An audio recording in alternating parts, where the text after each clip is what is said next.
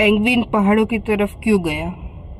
अरिजीत सिंह, जाकिर खान, नेहा कक्कर ना ब्रेकवाળી ન્યૂઝ આજકાલ ટ્રેન્ડ કરે છે ત્યારે વિચાર આવે કે સાલું કેમ આવું?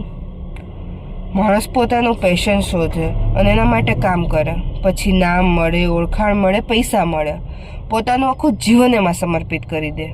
એવું નથી કે કોઈએ એ કામ એમને ધકેલ્યા હોય, એમના મરજીથી, શોખથી એમણે એ જીવન પસંદ કર્યું હોય. એવું જીવન જીવવાના એમણે સપના પણ જોયા હોય. તો પછી સવાલ થાય કે શું ગમતા કામથી થાક લાગે? જવાબ છે લાગે. સાચે યાર, માણસ ઘણીવાર થાકી જાય. એક સાથે બહુ જ બધું કરતો હોય ત્યારે થાકી જાય.